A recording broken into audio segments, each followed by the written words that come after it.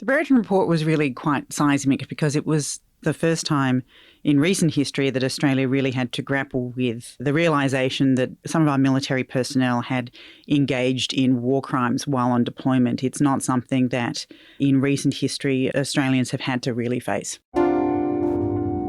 No one can act with impunity.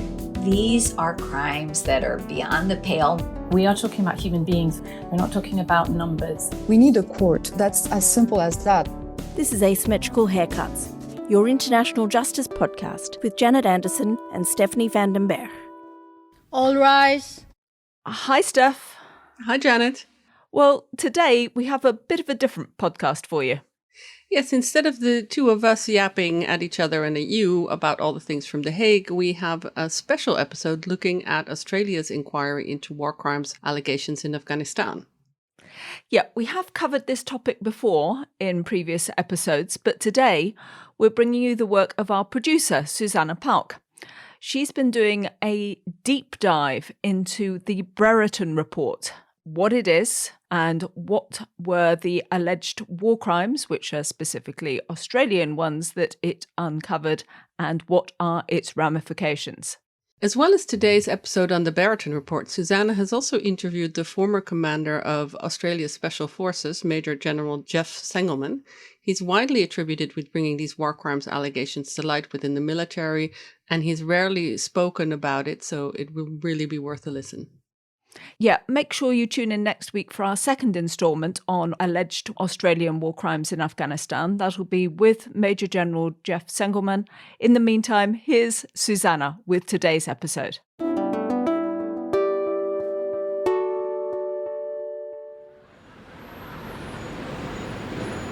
The noise you can hear around me is the bustle of Sydney's city centre. I'm standing in front of the distinct white brick heritage-listed Downing Centre building, home to the local courts of New South Wales. It's here that preliminary trial proceedings are taking place in what could be Australia's first war crimes trial.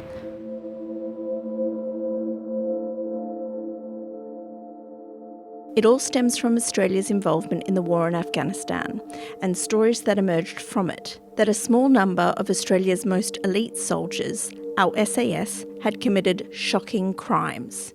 It led to an inquiry and a landmark report now known as the Brereton Report that revealed details of unlawful killings and torture. What the head of the Australian Army himself called disgraceful.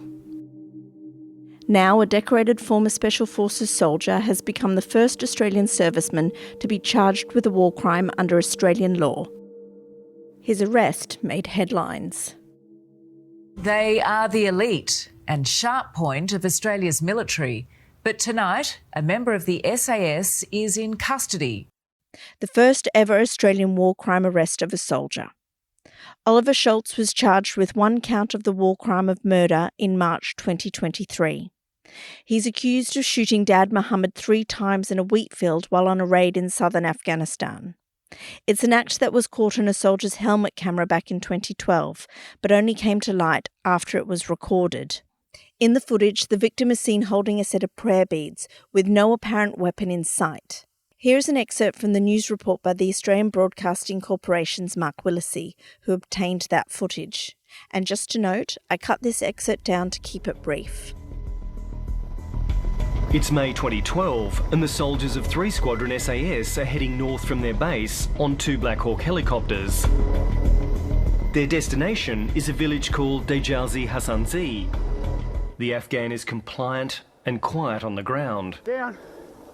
As the dog is called off, Soldier C trains his weapon on the Afghan from very close range. Quick, no! Quick! Stop! Leave!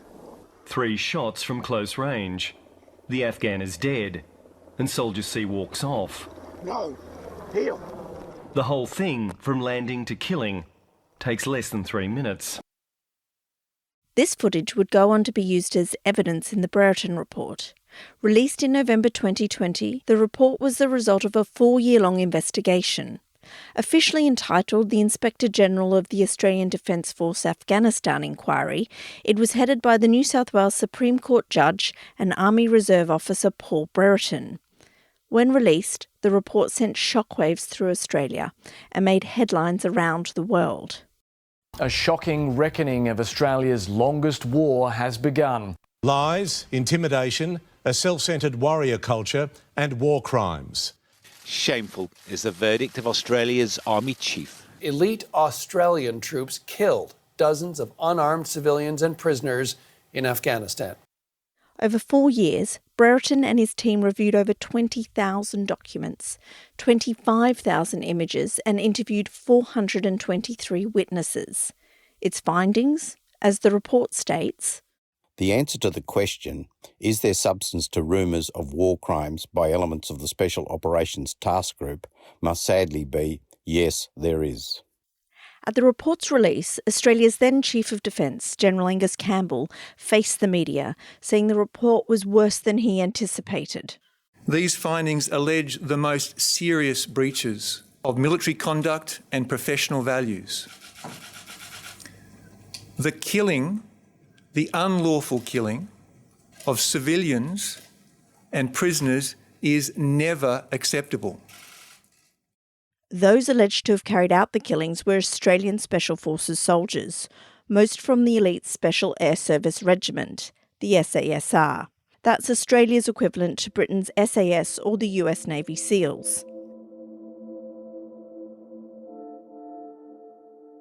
From my accent, you can probably tell I'm Australian. And as a nation, there is immense pride in our military. It has shaped our identity and defined who we are, with stories of mateship, camaraderie, grit and resilience. Our Anzacs, or diggers as we call our soldiers, are revered and mythologised.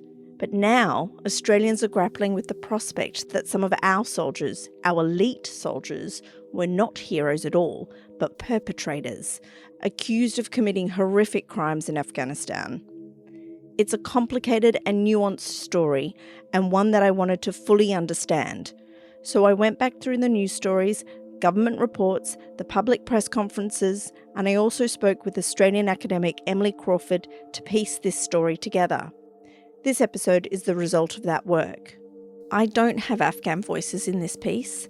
This is a story about Australia's own reckoning with itself.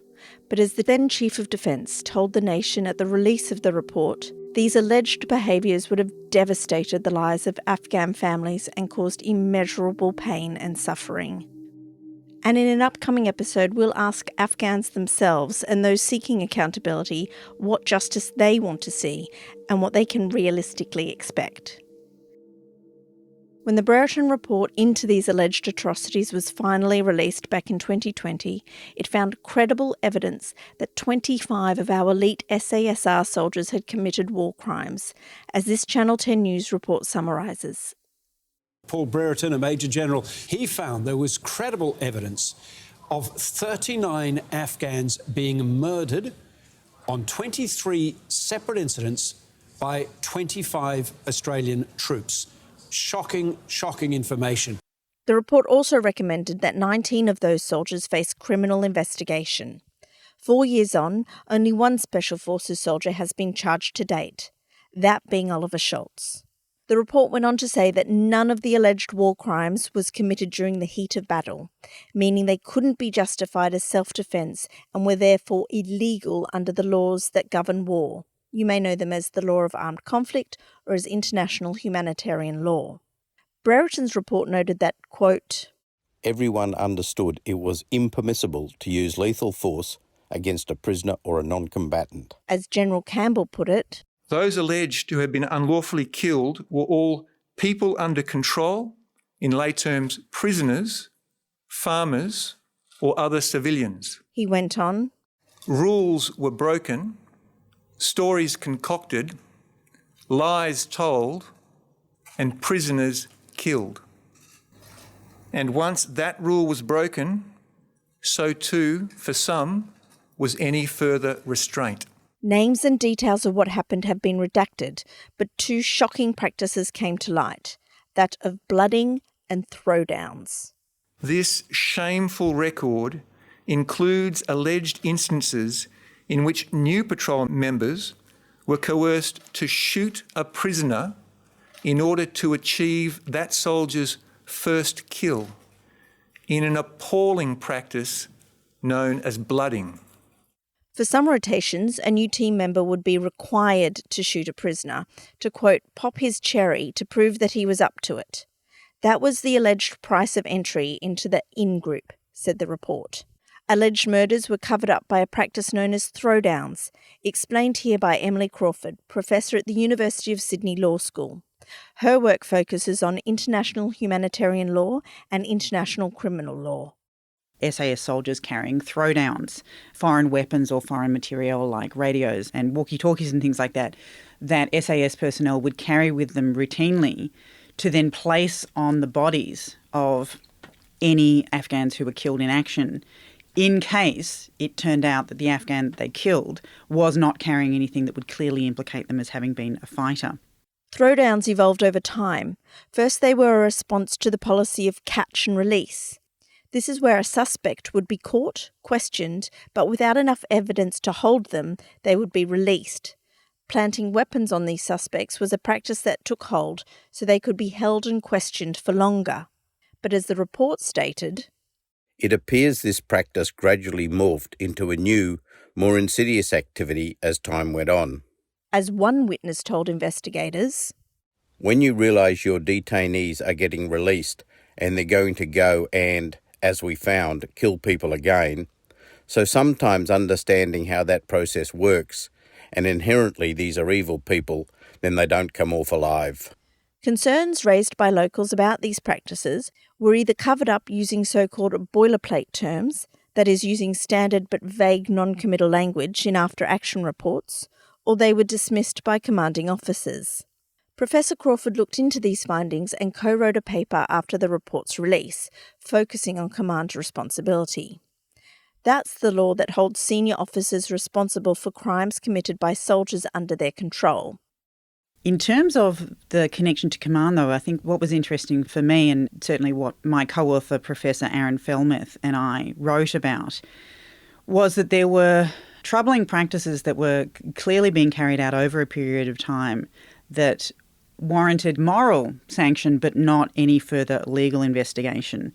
For example, in the report, there is the use of boilerplate after-action reports, so that when the personnel would report on an engagement, that they tended to describe what took place in fairly standard, vague terms that got repeated.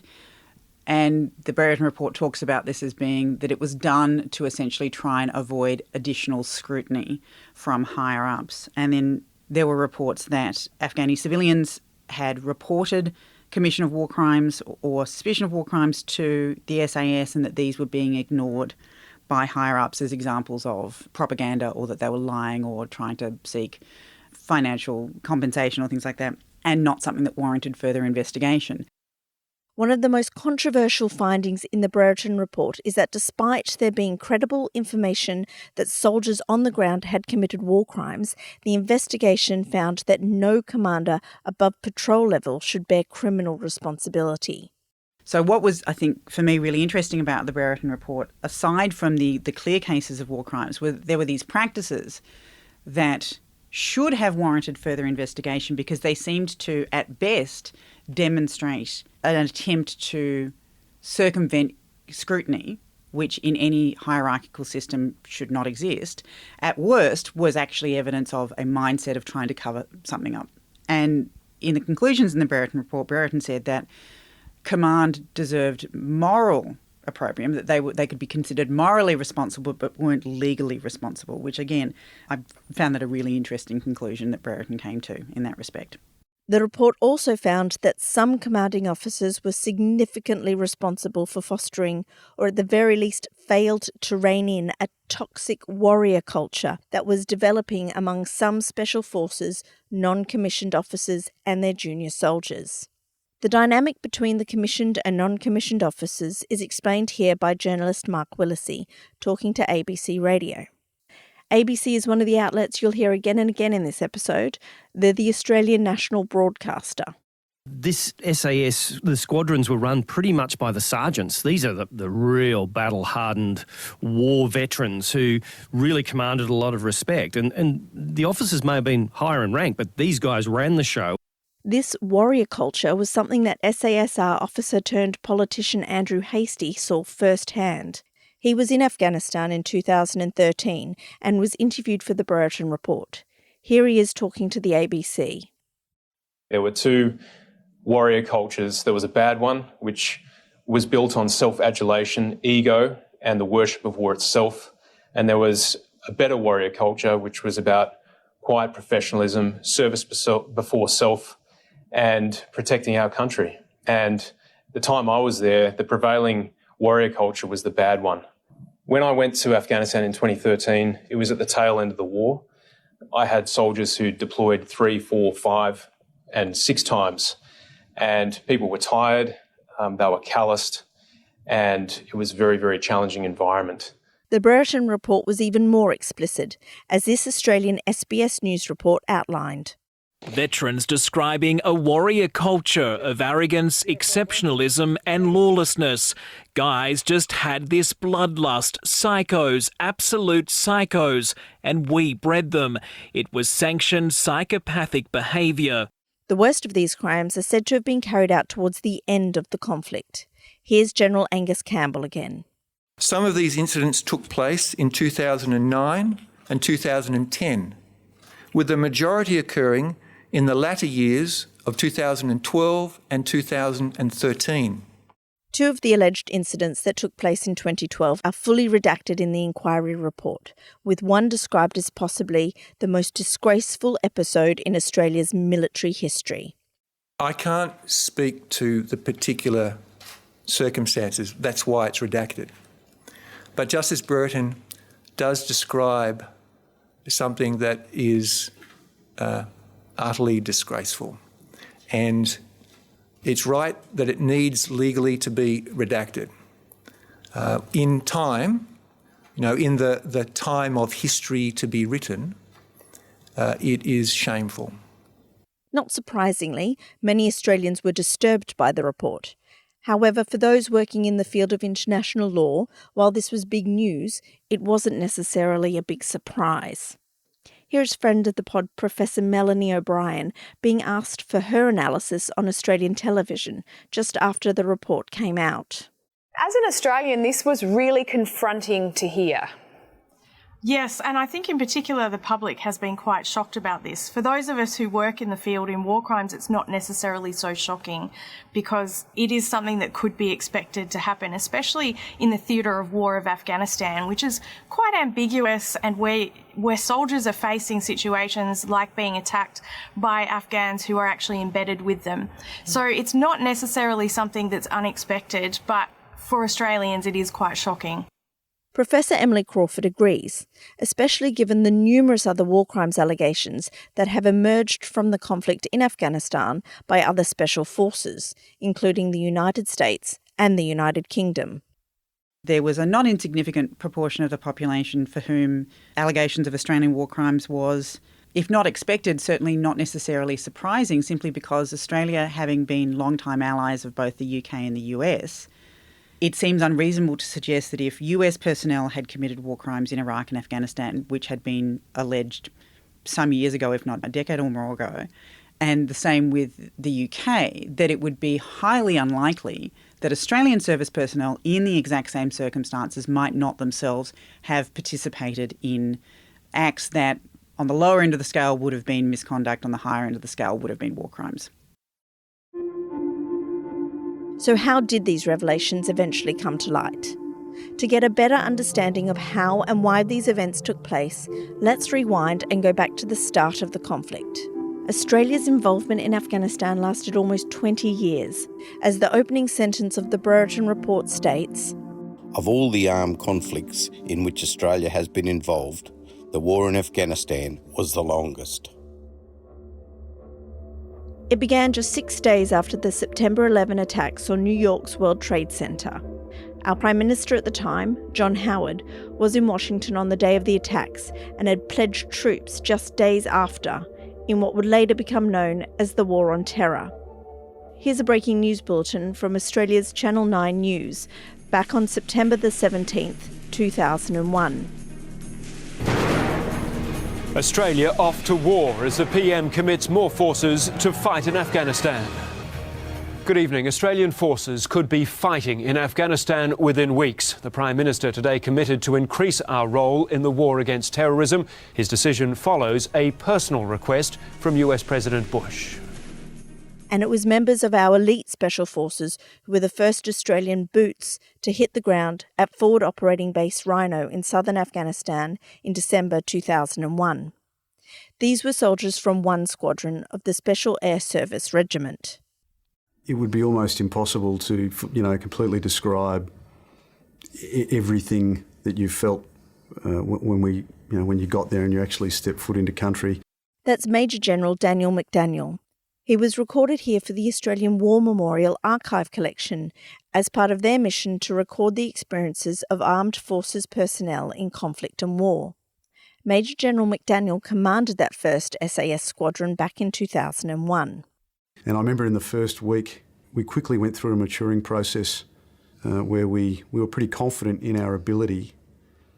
We didn't quite know how that ability was going to stack up in a place like Afghanistan, knowing the history of other, Russian and British experiences. This was the start of Operation Slipper, Australia's first and most active operation in the war.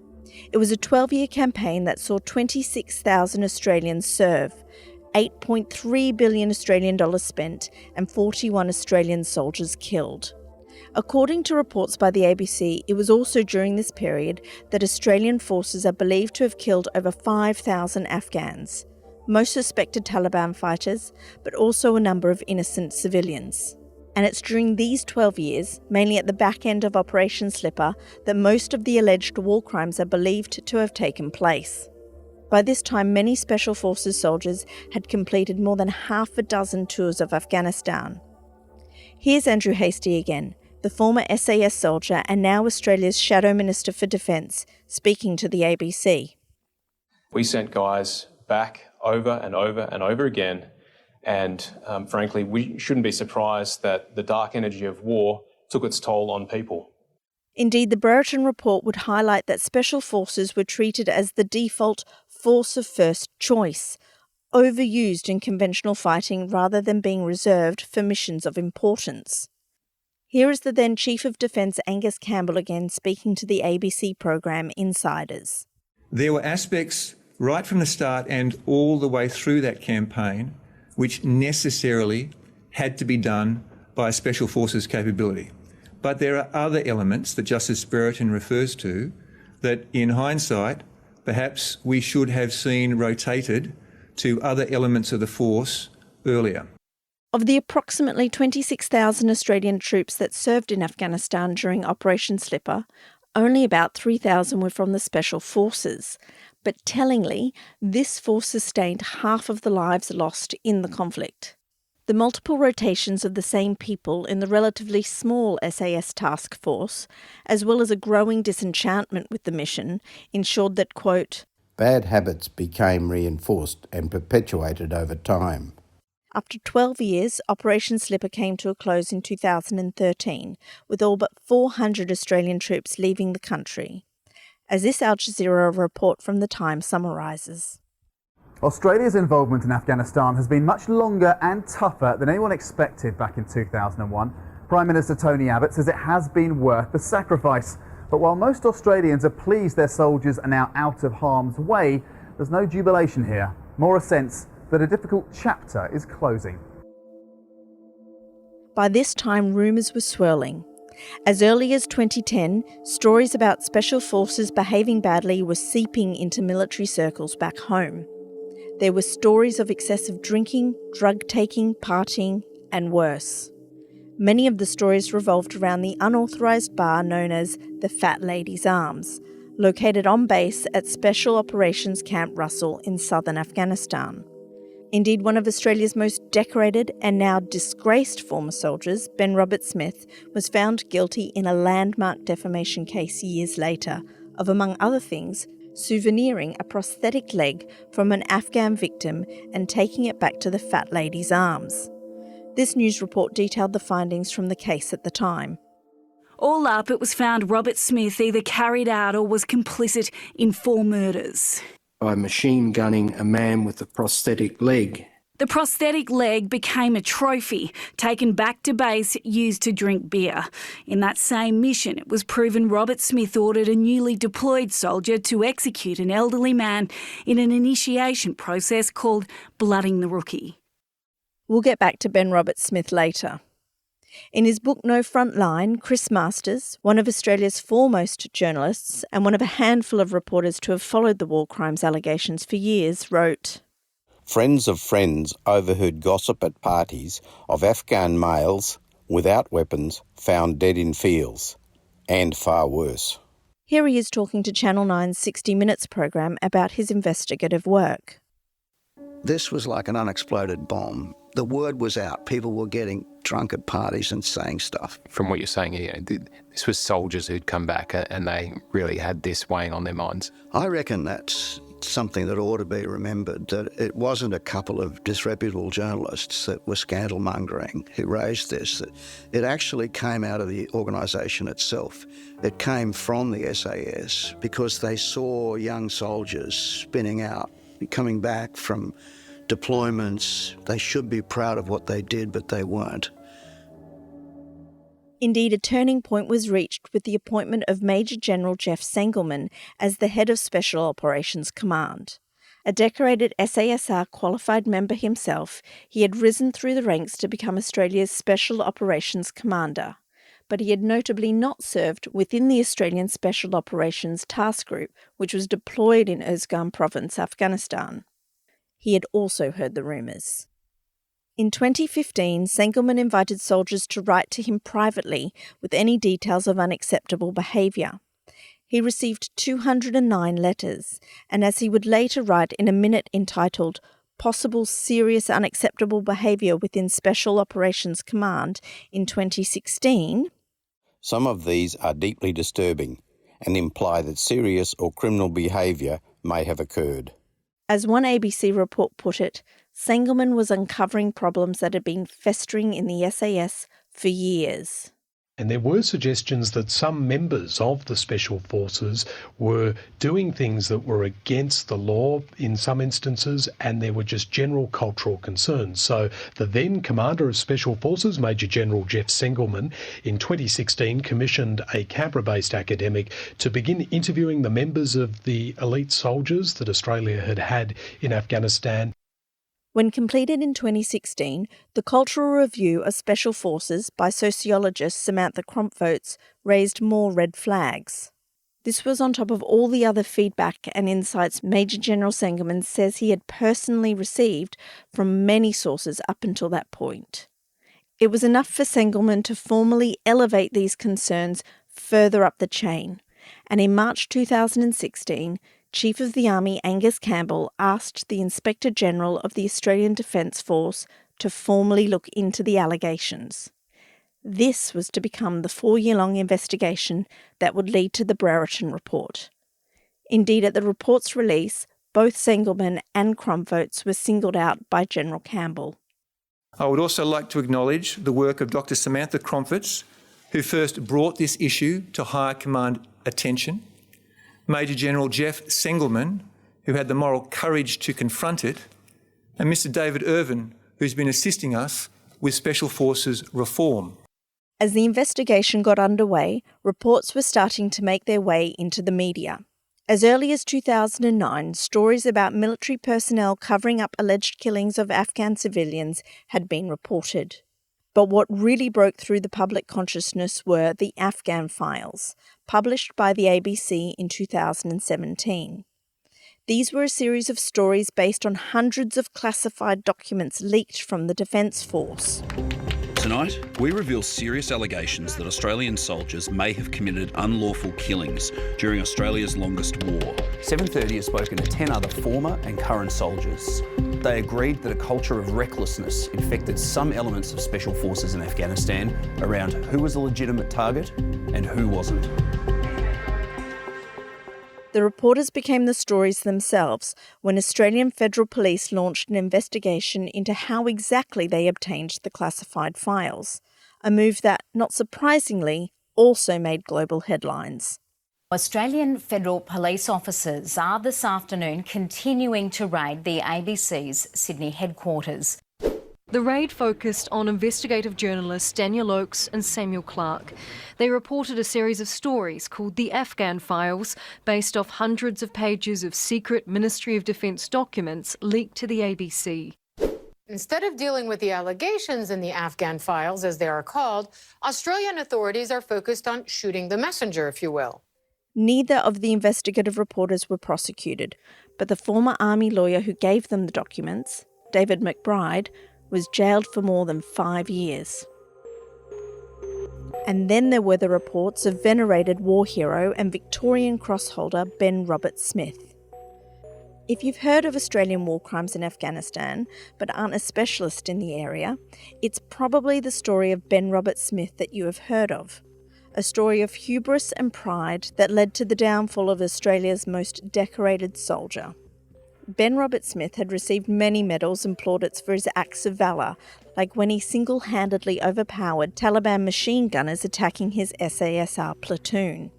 A huge portrait of him hung at the Australian War Memorial, one of 2 images of him now removed from display, and he was even crowned Father of the Year in 2013. This report from the ABC highlights his fame, with the then Prime Minister Malcolm Turnbull calling him a hero. You're going to hear lots of politicians calling you a hero. It's extremely flattering. It doesn't really sit comfortably with me, to be honest. Ben Roberts-Smith is a great Australian hero. He is someone that all Australians look up to in every respect.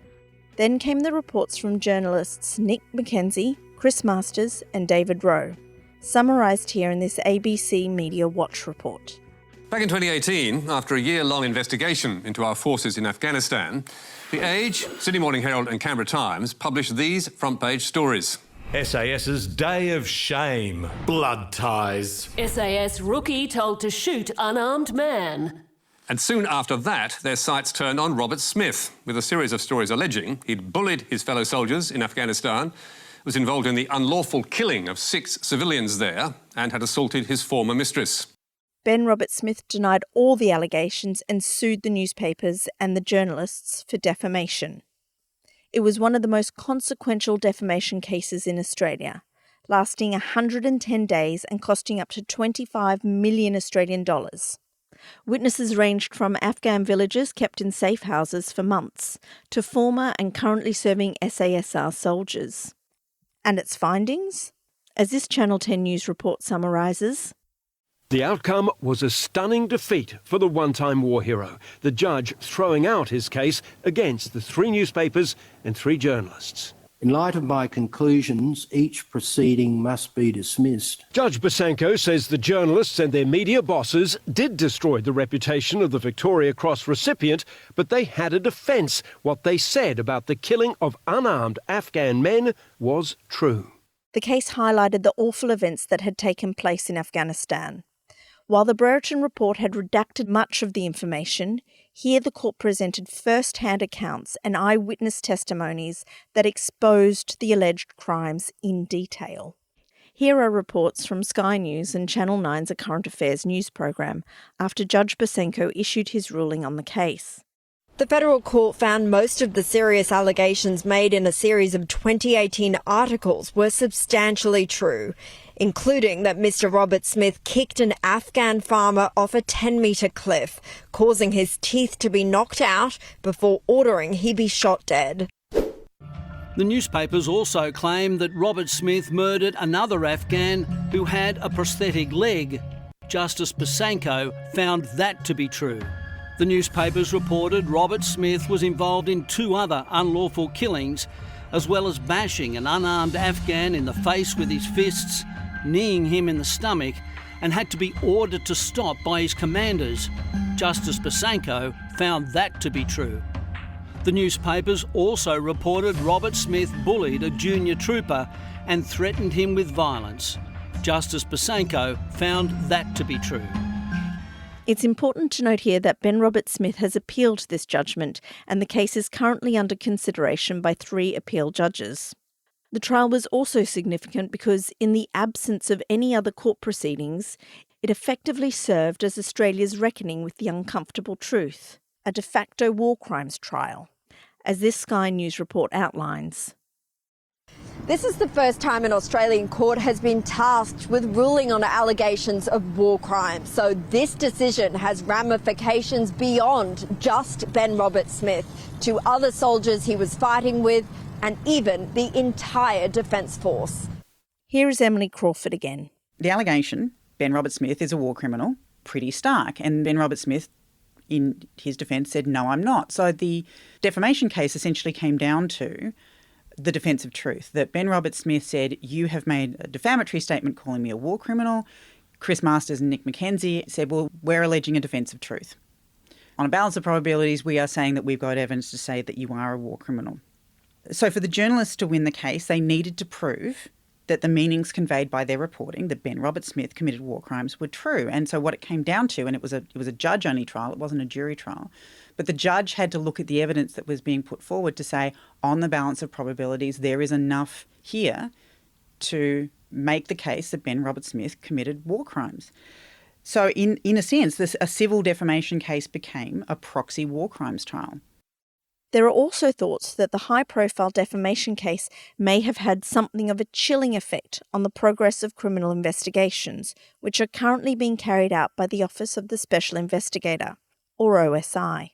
In a very practical sense, the defamation case really did have an immediate impact. The evidence that was being used, basically as soon as that was done, the Office of the Special Investigator sought access to that evidence in order to then be able to use that evidence for their own investigations and possibly potential trials. And that included evidence given by people who were compelled to testify in closed hearings, including Ben Roberts-Smith himself. Now, that request was in large part denied, so some parts of evidence that was adduced in the case was allowed to be accessed by the OSI, but some of it was off limits. And so in a very practical sense, the OSI will have to garner that evidence anew. So there's an additional delay in that respect. The OSI was the body set up by Australia's government after the Afghanistan inquiry was done. Its role is to criminally investigate each of the war crimes allegations outlined in the Brereton Report, as explained here in this Channel 10 News report. The Office of the Special Investigator, OSI. Now, it has the task of chasing up each of those cases of alleged murder to see if there are going to be charges of murder laid against Australian troops. There is one charge against a soldier called Oliver Schultz that is going through the courts at the moment. It must be said that Ben Roberts-Smith has never been charged with murder, although to a civil standard he was found to have been guilty of war crimes in Afghanistan, including the crime of murder. Here is Emily Crawford again. In a larger sense, you get the impression that the OSI might have been waiting to see the outcome of the defamation case, partially because so much of the evidence with regards to the commission of war crimes was really centred around Ben Roberts-Smith platoon. So therefore, if a judge in the defamation case had said, we can't trust this evidence to prove the allegation on balance of probabilities, the question then arises, well, to what degree could the OSI trust that exact same evidence to a criminal standard? So I think the OSI was essentially informally waiting to see how the Ben Roberts-Smith trial panned out. There might also be a little bit of kind of waiting to see what happens with the appeal on the defamation case. Again, because if an appeal finds that the evidence was improperly presented or was not reliable or that the judge relied on it too much in whatever way is so found, that might also act as a bit of a chilling effect on any work done by the OSI, specifically in relation to Ben Roberts-Smith and to anyone who was really kind of closely connected to him. Do you think it might affect what cases they look at and who they might investigate? I think so. I think the impression that I get is very similar to what happened with the initial work that was being done by the International Criminal Tribunal for the former Yugoslavia, that when they started their program of work, obviously they issued arrest warrants for Karadzic and Milosevic and certainly the higher-ups who had stewardship for the war in a macro sense. But certainly a lot of the initial cases tended to go after much lower-level personnel, because I think it was important that as the first criminal tribunal since Nuremberg, I think there was a lot riding on making sure that this essentially proto-international criminal court had some early wins, had some early successes. And so I imagine that with the OSI, that if they're going to go after such a high-profile target as a Ben Roberts-Smith or someone equivalent, they want to make sure that the evidence to prosecute is absolutely bulletproof. And so if they can't prove that, then they're going to go after people who are lower level, where there is, say, more evidence, or that there's more likelihood of a less scrutinised or less contentious case that is going to be an easier and quicker win for them. Like in every international criminal investigation that we look at here on the podcast, it could take years for further charges and actual war crimes trials to take place. In the meantime, the Australian government announced in September 2024 that it had stripped medals from around 9 military commanders who had served roles in Afghanistan. At the same time, it also announced the end of the Afghanistan Inquiry Reform Program, which was established so that the Department of Defence could make changes that the Brereton Report had recommended. Here is Defence Minister Richard Marles addressing Parliament. This is the final step in government action emanating from the Brereton Report. Today I advise the House that the work of the Afghanistan Inquiry Reform Program has formally concluded, and with this, the government formally closes its response to the Brereton Report.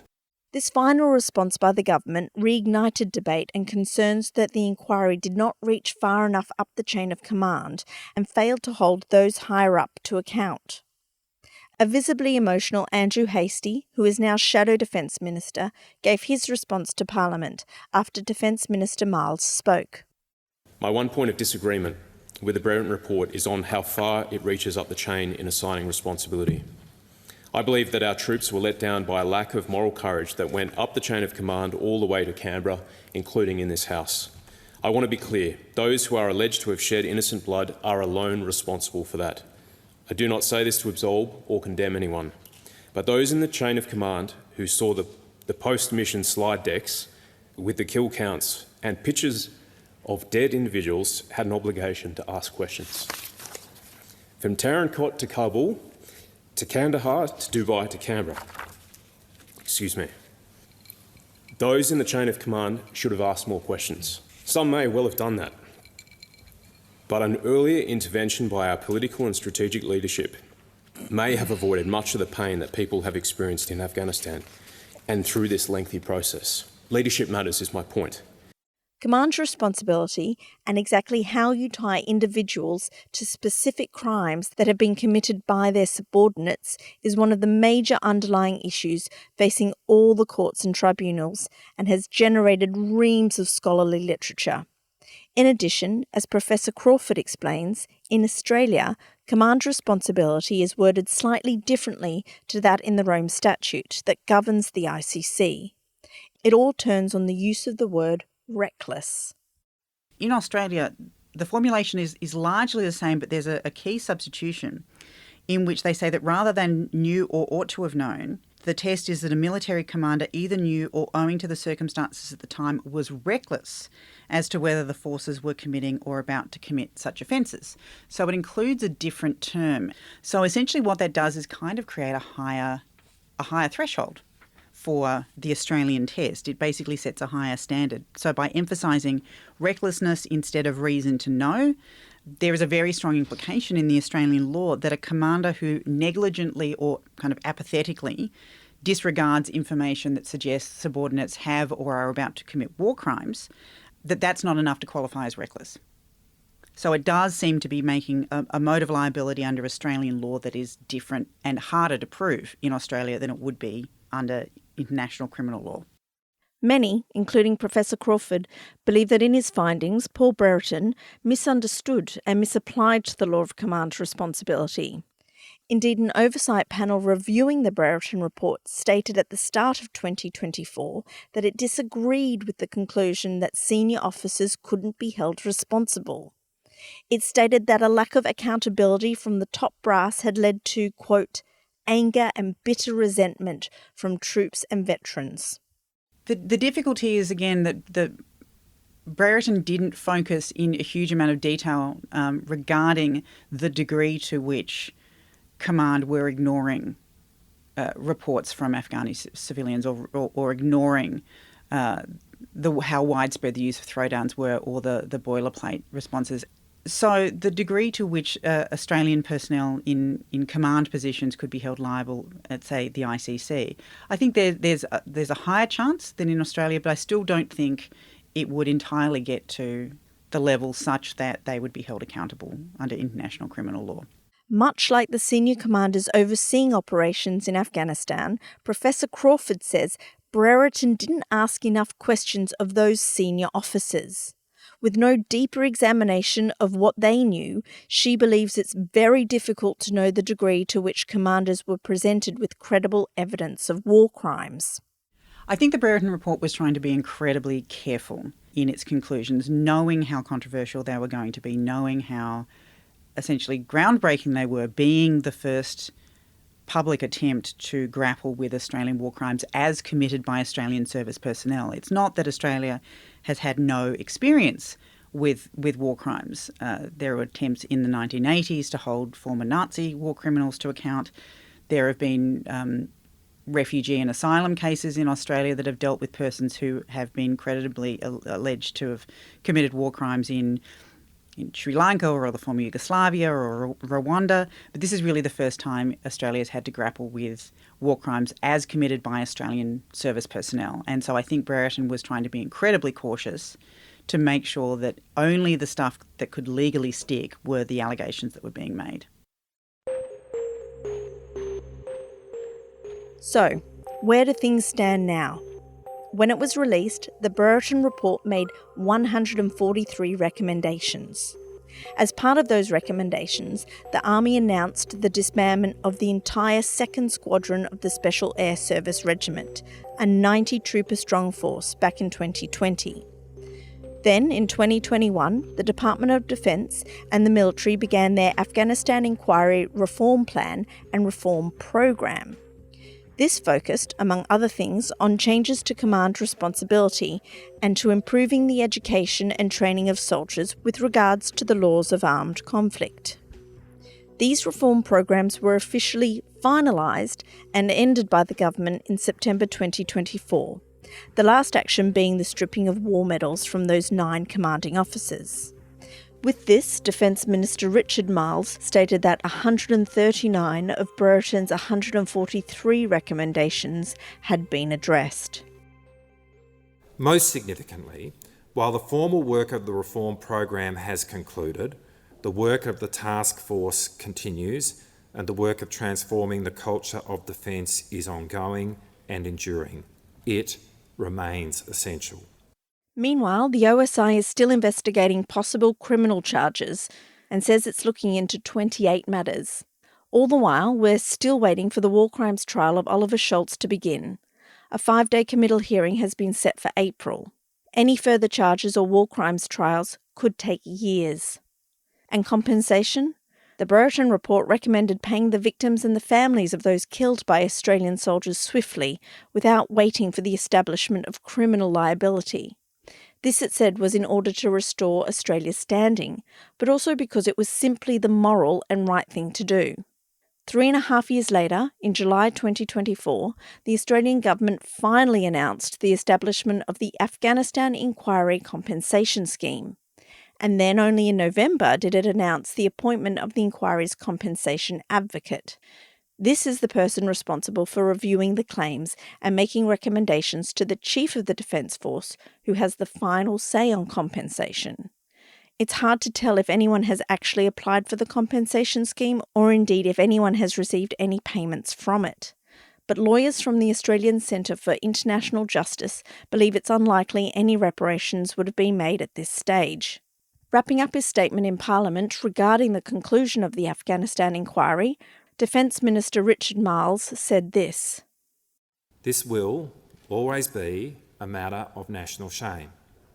At the same time, the Brereton Report, its recommendations and the actions of successive governments in implementing these recommendations are a demonstration to the Australian people and to the world that Australia is a country which holds itself accountable.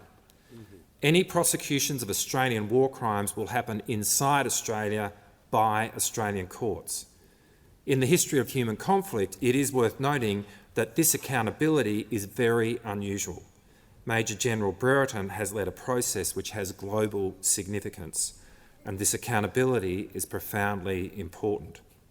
While Professor Emily Crawford agrees that Australia is holding itself accountable, there continues to be debate as to how accountable it holds those in command and how long it has taken. There is a sense that Australia has finally stepped up to address its own conduct, and that while it's welcome, it is late in coming. It's been a really fascinating experience to observe, and an important experience to observe, especially as it was something that was driven by the Defence Forces themselves, that the Brereton Report happened because there was agitation within the service to investigate themselves and to question what was taking place, and that this wasn't something that had been imposed externally. It was about trying to come to terms with conduct that is fundamentally destabilising for the armed forces, that it's not about saying that the armed forces are unnecessary, but that if they are going to exist and if they are going to operate with a great deal of power and responsibility, that they need to be held accountable to themselves and to the standards that every country in the world agrees people should be held accountable to, which is don't commit war crimes. It's a fairly uncontroversial statement, and so it's something that should be affirmed as being one of the fundamental principles of the international legal order.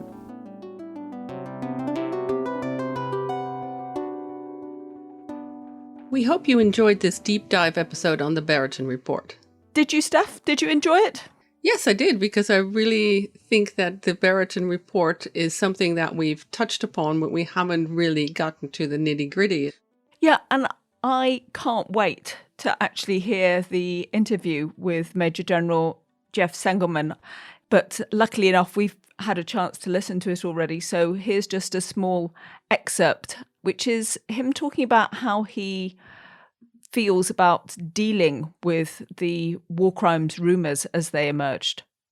You know, when these war crime allocation issues first came to my attention as a commander, I was not happy. I was dealing with all this feedback at the time, and they were shocking allegations about my organisation. I felt a strong weight on me to deal with them, to confront them, to fix them at the time. Let's call it year one of my command as a Commander Special Operations Command. That was a tough year. Tough year for my people too. I was hard on them. I was demanding answers. I wanted to know the truth. What was going wrong? Where were these stories coming from? We weren't meant to be like this. How do we fix this? How do we do it ourselves? And then we went into year two, which is what triggered Brereton, and we started to get multiple feedback from other sources. There was no single source that declared this. There was no whistleblower.